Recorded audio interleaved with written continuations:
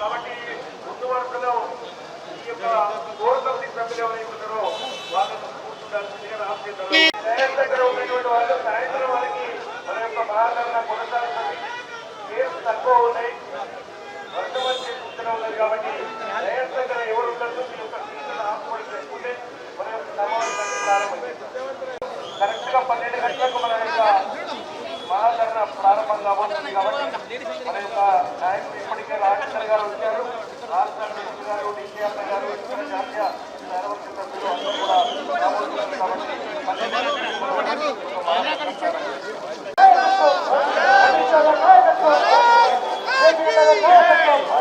తెలంగాణ రాష్ట్ర ప్రభుత్వాన్ని కేంద్ర మంత్రివర్యులు కిషన్ రెడ్డి గారి నాయకత్వం గడుస్తున్నటువంటి 9 సంవత్సరాల్లో కొట్లాడి పెట్టినటువంటి తెలంగాణలో ఇల్లు లేనటువంటి నిరుపేదలకు ఇంటి ఇస్తాన్ని ఆకర్షించి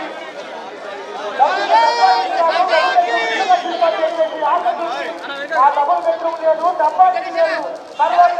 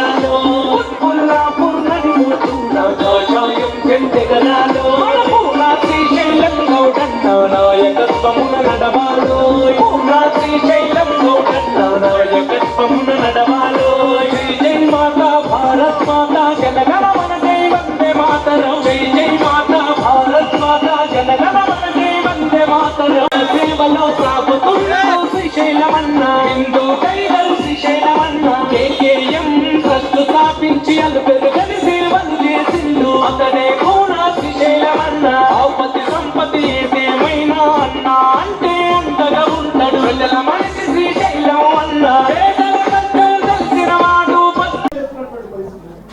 పావురాలు ఇవ్వకుండా ఈరోజు తెలంగాణ ఆడబిడ్డలకు అన్యాయం చేసినటువంటి చరిత్ర ఈ యొక్క కల్వకుంట్ల కుటుంబం చరిత్ర మనం చూస్తున్నాం.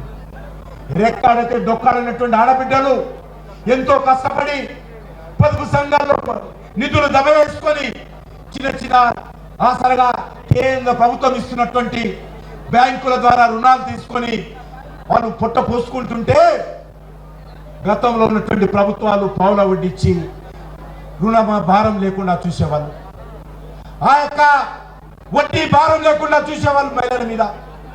కానీ 9 సంవత్సరాలుగా ఈ యొక్క పొదుపు సంఘాలకు సంబంధించినటువంటి రుణాలు తీసుకున్నప్పుడు ఆ వడ్డీ భారం పూర్తిగా ఈరోజు తెలంగాణ ఆడబిడ్డలు భరించాల్సిన పరిస్థితి వస్తుంది. కాబట్టి ఈరోజు పొదుపు సంఘాల ఉసురు కేసీఆర్ పోసుకుంటున్నాడు. తప్పకుండా పొదుపు సంఘాలకు జరుగుతున్నటువంటి పాపము కేసీఆర్ కుటుంబాన్ని వదిలిపెట్టదని సందర్భంగా మనం చేస్తా ఉన్నాను. అంతేకాకుండా ఈరోజు అనేక రకాలుగా ఈ రాష్ట్రంలో దోపిడీ జరుగుతూ ఉంది, అరాచకం జరుగుతూ ఉంది, అన్యాయం జరుగుతూ ఉంది, అక్రమాలు జరుగుతూ ఉన్నాయి.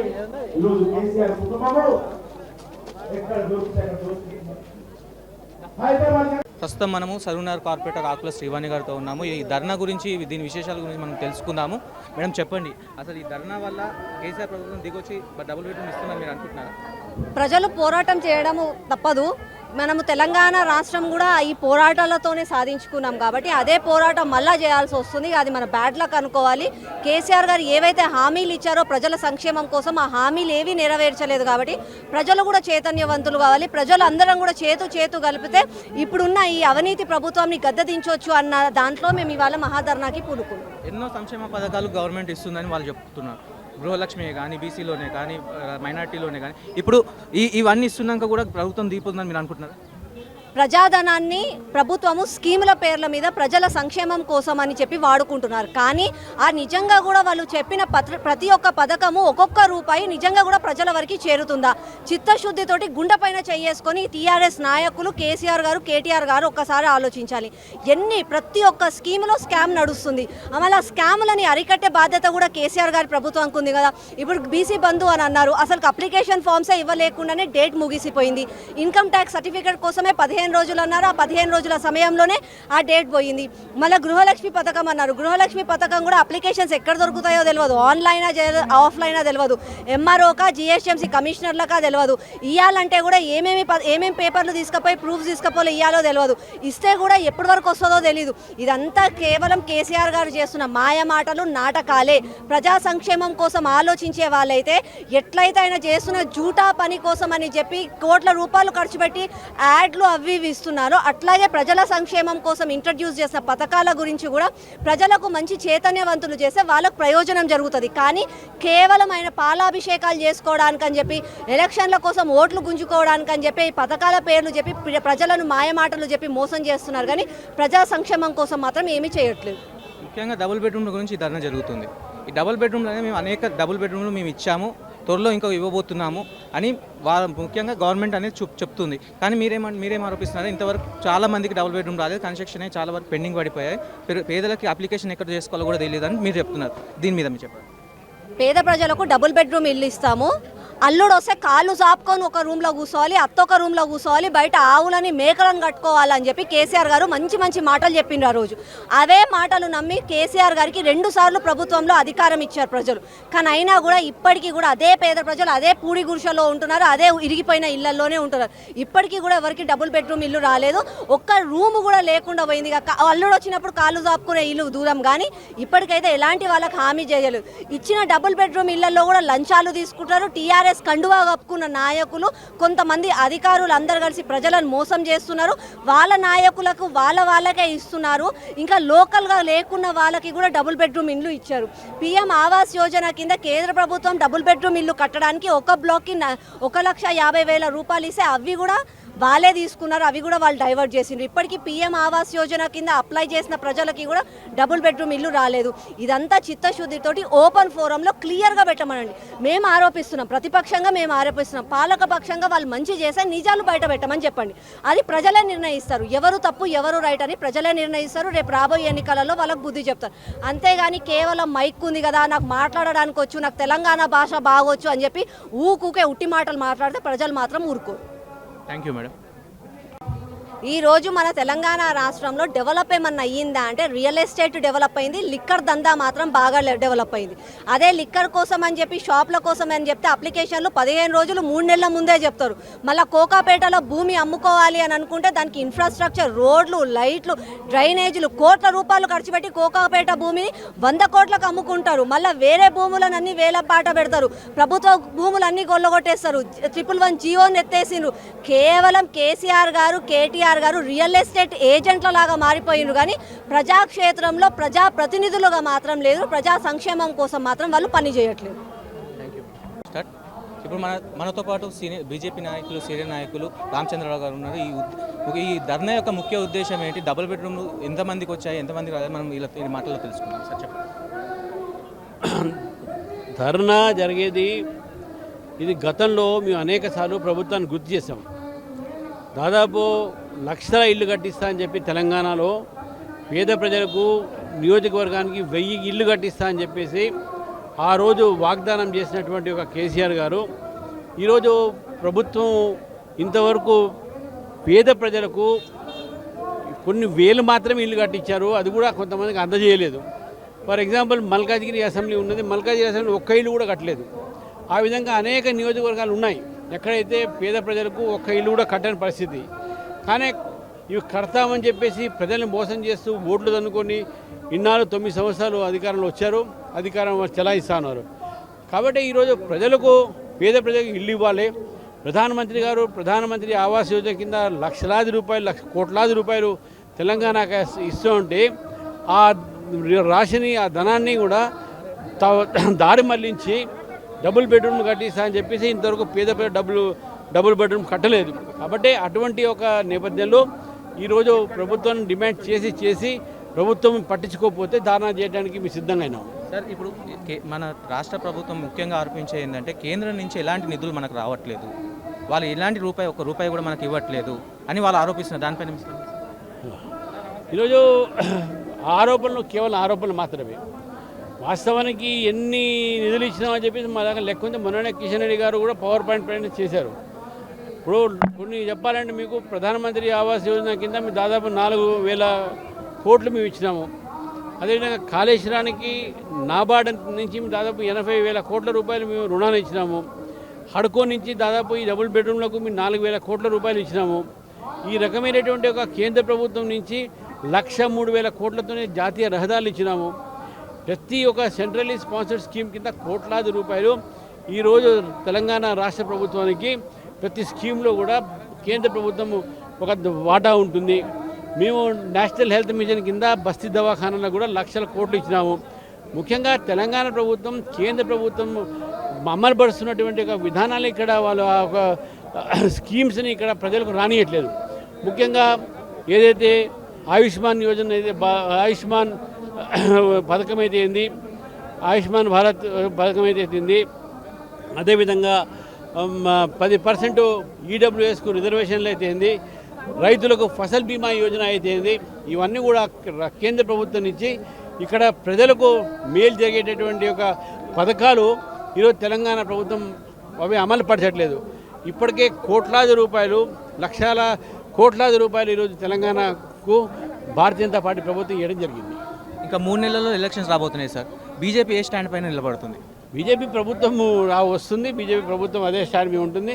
టీఆర్ఎస్ అదే బీఆర్ఎస్ కాంగ్రెస్ పార్టీ వాళ్ళ మధ్యన ఉన్నటువంటి అనుబంధం, ఈ మధ్యన చూసిన పార్లమెంట్లో వాళ్ళ మధ్యన ఉన్నటువంటి అనుబంధం మనం ఇవన్నీ కూడా ఎక్స్పోజ్ చేస్తూ ప్రజలకు ఈ రాజకీయ ప్రత్యామ్నాయంగా భారతీయ జనతా పార్టీ ఉన్నది. ప్రజలకు మేము సేవ చేయడానికి, అదేవిధంగా తెలంగాణని బంగారు తెలంగాణ మేము మారుస్తామని చెప్తా ఉన్నాము. టీఆర్ఎస్ బీఆర్ఎస్ కాంగ్రెస్ పార్టీ ఇవన్నీ కూడా ఒకటే.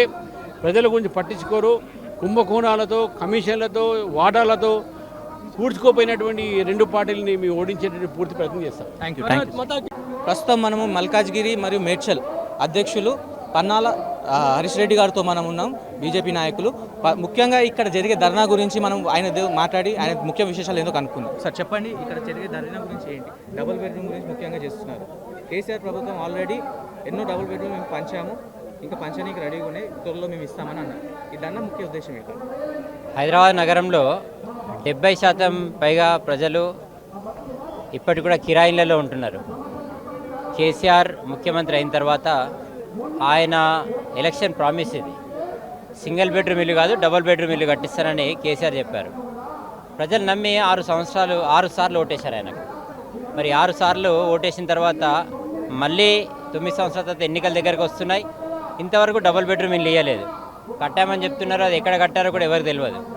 కొన్ని ఇళ్ళు కట్టినామని చెప్పి ఈ టీఆర్ఎస్ పార్టీకి సంబంధించిన వాళ్ళ ప్రజాప్రతినిధులు డబ్బులు వసూలు చేస్తున్నారు, కలెక్షన్ చేస్తున్నారు. మరికొంతమంది ఎమ్మెల్యేలు ఏం చేస్తున్నారంటే ఆ ఇండ్లను చూపించి ఆ ఇండ్లు మీకే ఇస్తామని చెప్పి పార్టీలో వారిని చేర్పించుకునే ప్రయత్నం చేస్తున్నారు. వాళ్ళకు డబుల్ బెడ్రూమ్ ఆశ చూపించి వాళ్ళను లొంగ తీసుకుంటున్నారు.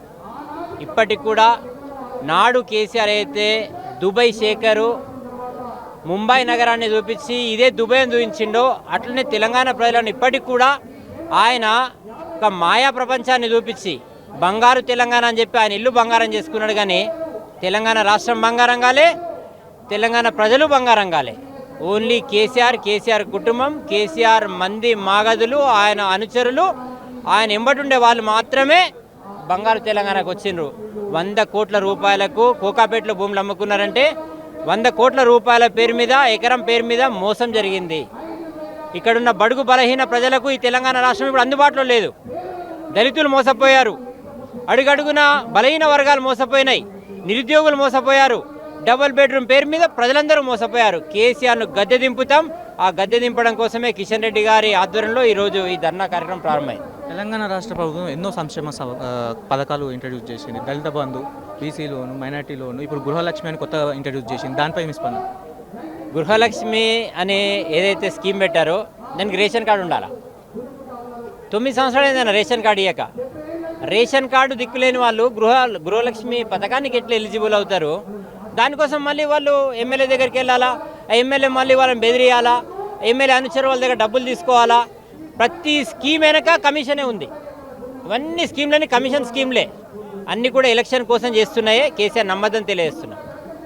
ముఖ్యంగా తెలంగాణ మంత్రులు కేటీఆర్తో సహా వాళ్ళు ఆరోపించేది ఏంటంటే కేంద్రం నుంచి మాకు నిధులు రావు, నిధులు ₹1 కూడా ఇంతవరకు రాలేదు అని చెప్పి ఆరోపిస్తున్నారు. దానిపై ప్రతి డబుల్ బెడ్రూమ్ ఇంట్లో 1,53,000 రూపాయలు ప్రధానమంత్రి గారు పంపించినవి ఉన్నాయి.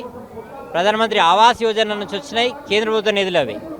మిగతా వాటి గురించి మాట్లాడలేదు. ఇప్పుడు డబుల్ బెడ్రూమ్ ధర్నా జరుగుతుంది. డబుల్ బెడ్రూమ్లో ప్రతి డబుల్ బెడ్రూమ్లో 1,53,000 రూపాయలు మా డబ్బులు ఉన్నాయి, మా కేంద్ర ప్రభుత్వం డబ్బులు ఉన్నాయి. కనుక మేము నిలదీస్తాం. నువ్వు చెప్తున్నాను అబద్ధాలను తెలియజేస్తున్నాం. రానున్న 3 నెలల్లో ఎలక్షన్స్ వస్తున్నాయి సార్. బీజేపీ సార్ నెగ్గుతుందని అనుకుంటున్నాను.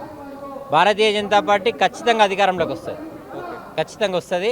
కేసీఆర్ని గద్దె దింపుతాం. ప్రజలు తీవ్ర వ్యతిరేకత ఉన్నది, మేము అధికారంలోకి వస్తున్నాం. కేసీఆర్ ఆల్రెడీ బంగారు తెలంగాణ నేను చేశాను, చేస్తున్నాను అని చెప్తున్నాను. మరి ఇప్పుడు మీరు వచ్చాక మీరు ఏం చేద్దామని?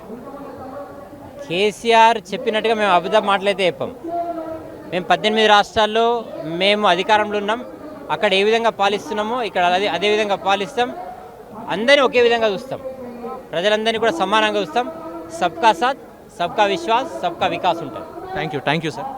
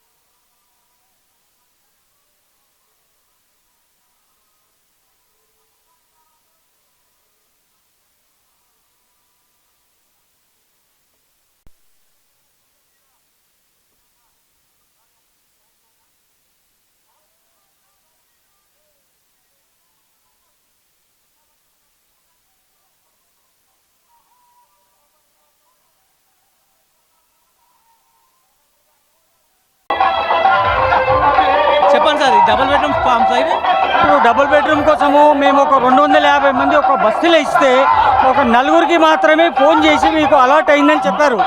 ఆ నలుగురికి ఇచ్చేసి అందరికీ వచ్చినట్టుగా భ్రమ కల్పిస్తూ మోసం చేస్తూ కేసీఆర్ ట్రిక్కులు ఉపయోగిస్తుండు. ఆ నలుగురికి మాత్రం వచ్చింది ఇంతవరకు, మళ్ళీ దానికి రెస్పాన్స్ లేదు, అడ్రస్ లేదు. దానికి పోతే మాకు తెలియదు, మళ్ళీ రండి మేము మళ్ళీ ఇంటిమేషన్ ఇస్తామని ఇట్టి మోసము దగా చేస్తారు. ఇప్పటికీ ఫోన్ వచ్చిన వాళ్ళు నలుగురికి మాత్రమే ఇంతమందిలో ఇక్కడికి వచ్చింది. ఫోన్ వచ్చింది, ఆ ఫోన్ నెంబర్కి తీసుకొని మేము అడిగితే తర్వాత మళ్ళీ ఇంటిమేషన్ ఇస్తామని చెప్తున్నారు. అబద్ధాలండి. ఖాళీ అప్లికేషన్లకు ఈ సేవ మీ సేవ తిరగడమే అవుతుంది. మాకు వీళ్ళు అప్లై చేసి ఎన్ని రోజులు అయింది? 1 ఇయర్ నుంచి ఒక సంవత్సరం ఒకటేసారి